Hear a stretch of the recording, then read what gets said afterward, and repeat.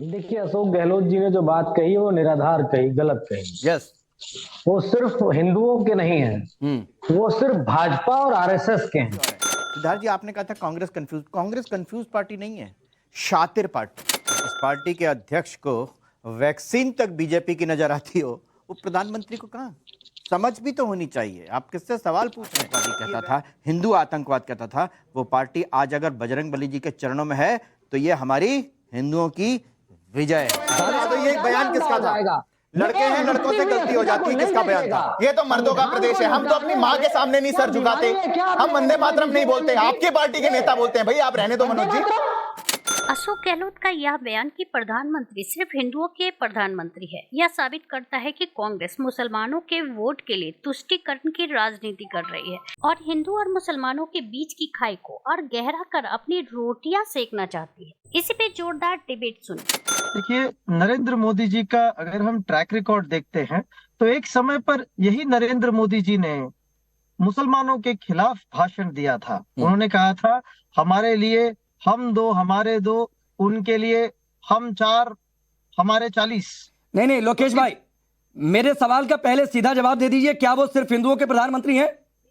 तो मैं यही कहना चाहता हूं कि जब भारत में कम्युनल इंसिडेंट होते हैं तब प्रधानमंत्री आकर अपील क्यों नहीं क्या प्रधानमंत्री मोदी मुस्लिमों के लिए काम नहीं करते हैं? अल्पसंख्यकों के लिए कोई योजनाएं नहीं है इस देश में? राकेश जी, बिल्कुल है, देश में योजनाएं तो सिर्फ हिंदुओं के पीएम कैसे हुए?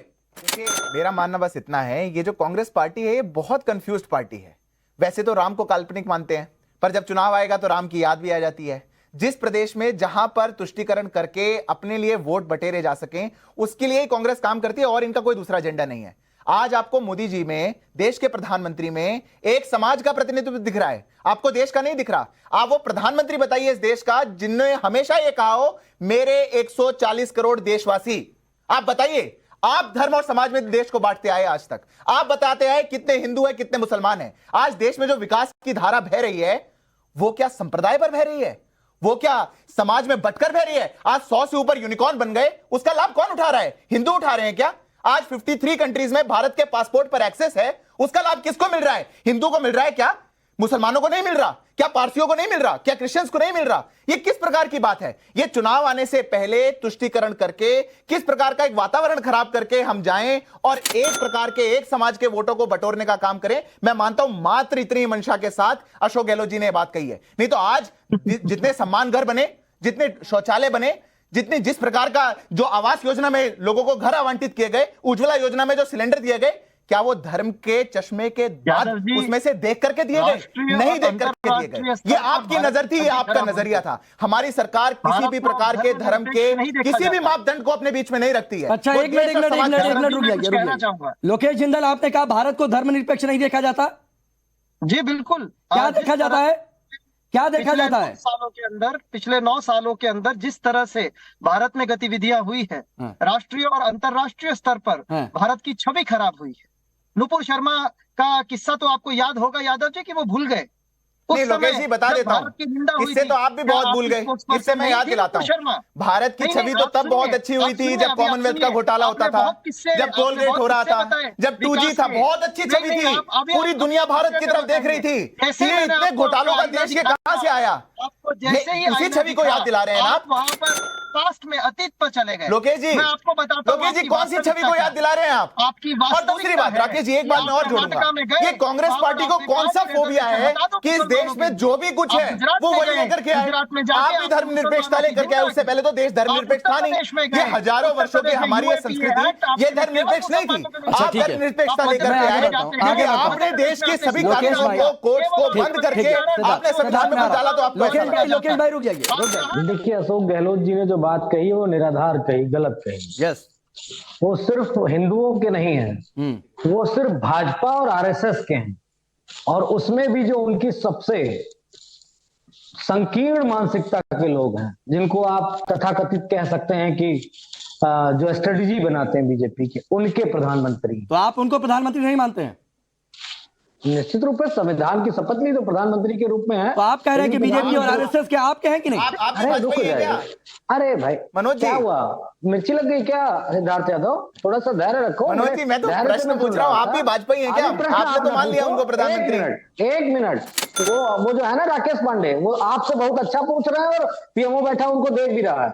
आप नहीं, आप चिंता मत करिए, मुझे कौन देख रहा है नहीं देख रहा है, आपकी पार्टी आपको देख रही है, आप उसी की चिंता करिए।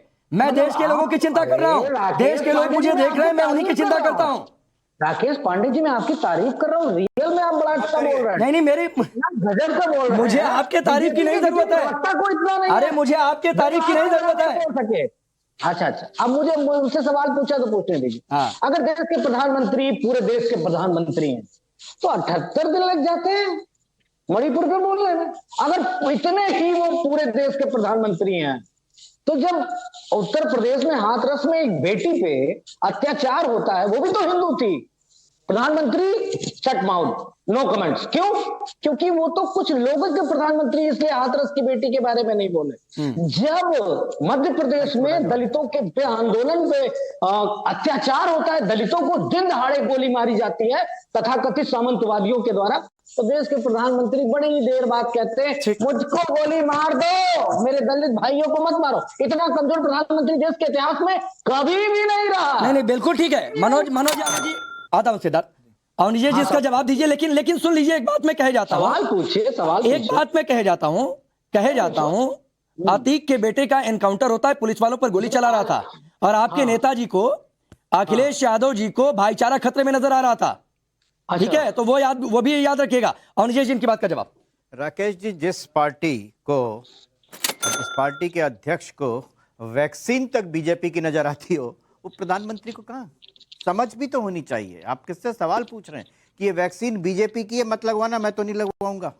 एक व्यक्ति 140 करोड़ लोगों की जिंदगी से इस तरीके से खेल सकता है, ये कल्पना से परे कि कोई राजनेता, कोई एक प्रदेश का पूर्व मुख्यमंत्री है, वो ऐसा भी बयान दे सकता है क्या? तो वो प्रधानमंत्री के बारे में तो कुछ भी बोलेंगे। पूरी दुनिया तारीफ कर रही है। आप WHO से लेकर के UN तो कहिए कि भारत में जिस तरीके से कोरोना के बारे में तैयारी की, कोरोना से निपटा गया, वो अद्भुत और अविश्वसनीय है। ये पूरी दुनिया कह रही है, ये नहीं कहेंगे, मुझे मालूम है कि ये नहीं कहेंगे। बात छोटी सी और है। सिद्धार्थ जी, आपने कहा था कांग्रेस कंफ्यूज पार्टी नहीं है, शातिर पार्टी है। ये वो कमलनाथ है जिसने पिछले चुनाव के समय में मुसलमानों की क्लोज डोर मीटिंग में कहा कि आपके मुझे 90% नहीं 100% वोट चाहिए, उनसे तो मैं बाद में निपट लूंगा। ये वो कमलनाथ हैं, और उन्होंने छाती ठोक के कहा हाँ ये मेरी वीडियो है। ये है वो वक्त, तो अभी भी छाती ठोक कर ही कह रहे हैं। वक्त पढ़ने पर हमने बयान सुनवाया विजय जी। मैं कह रहा हूं ना कि वक्त पढ़ने पर, ये तो सामने है ना, वो तो क्लोज डोर मीटिंग थी, वो उन्होंने नहीं कहा था, जब सामने आया वीडियो तब मानना पड़ा उनको। बात बड़ी साफ सी है कि आज जो कमलनाथ कह रहे हैं, मुझे तो हैरत है। आप लोकेश से पूछ रहे थे, लोकेश क्या जवाब देगा? आप एक पूर्व मुख्यमंत्री और दूसरे होने वाले पूर्व मुख्यमंत्री के बारे के उसमें पूछ रहे हैं आप, तो आपको क्या जवाब दे? परस्पर विरोधी है। मुझे तो ये उम्मीद थी कि कहेंगे जी ये इनका व्यक्तिगत जवाब है, वक्तव्य है। कांग्रेस में हर नेता का, बड़े से बड़े नेता का, एक परिवार को छोड़ करके बाकी सबका व्यक्तिगत वक्तव्य होता है। बात बड़ी साफ सी है, वक्त आने पर आज उनको, उस व्यक्ति को जो साध्वी प्रज्ञा को आतंकवादी बताता था, भगवा आतंकवादी कहता था, हिंदू आतंकवाद कहता था, वो पार्टी आज अगर बजरंगबली जी के चरणों में है तो ये हमारी हिंदुओं की विजय है। ये जो हमारे तथाकथित देश के पूरे लोकतंत्र को बचाने वाले, संविधान को बचाने वाले, लोकतांत्रिक तरीके से चुने हुए दूसरी बार देश के प्रधानमंत्री को टीवी डिबेट, नेशनल टेलीविजन, आपके जैसे प्रतिष्ठित चैनल पर आकर के भी वो एक सांस में ये नहीं कह पाते कि वो मेरे प्रधानमंत्री हैं, ये बहुत सोचने का विषय है। देखिए राकेश जी, अभी कहा गया कि हम लोकतंत्र को लूटने से बचाने वाला गैंग है। भैया हम हैं गैंग। वो नहीं कहा गया, आपको लगता है? रुक जाओ तथाकथित भी जोड़ा था उससे पहले। भाई तथाकथित मान लेते हैं। हाँ, मानिए, धन्यवाद, आपने एक्सेप्ट किया। आप इसलिए नहीं हो, आप तो महिलाओं की इज्जत लुटती रहेगी। अरे भैया, बच्चों से गलती हो जाती है, गलती हो जाती है, किसका बयान हो जाएगा? अरे हम तो अपनी बता दो, ये बयान किसका था? लड़के हैं, लड़कों से गलती हो जाती है, किसका बयान था? ये तो मर्दों का प्रदेश है। हम तो अपनी माँ के सामने नहीं सर झुकाते, हम वंदे मातरम नहीं बोलते, आपकी पार्टी के नेता बोलते हैं। भाई आप रहने दो मनोज जी। क्यों आप ही ने वंदे मातरम पैदा किया, जो वंदे मातरम आपका ठेकेदारी हो गई। अरे ठेकेदारी हमारी नहीं है, समझाइए, क्यों नहीं खड़े होते? होते कौन हो तुम? क्यों नहीं खड़े होते वंदे मातरम पर? नहीं बोलेंगे, तुम्हारी हैसियत है। अरे हम कहते हैं तो हम कहते हैं हाँ हमारा है। क्यों बोला? अरे सुनिए मनोज यादव जी, मनोज यादव जी सर, ये है, सुनिए, सबकी आवाज डाउन है। मनोज यादव जी सुनिए सर, प्लीज सुनिए सर। नेशनल टेलीविजन पर डिबेट का एक डेकोरम होता है सर, ये हैसियत देखने और दिखाने का कार्यक्रम नहीं है। आप घर में ऐसे ही बैठकर किसी को हैसियत दिखाते हैं क्या, या अपने दोस्तों मित्रों के साथ कोई दुश्मनी निभाने यहां पर आया है क्या कोई, क्या आप किसी की हैसियत देखने चल दिए? प्रधानमंत्री की तरफ से मणिपुर की घटना का जिक्र करते समय राजस्थान का नाम दिए जाने की ओर इशारा करते हुए गहलोत ने कहा, प्रधानमंत्री पद का मान सम्मान हम अब भी करते हैं। प्रधानमंत्री पूरे देश का होता है, ना कि बीजेपी का। प्रधानमंत्री को अपने बारे में अभी तक भ्रम है कि मैं बीजेपी का प्रधानमंत्री हूँ।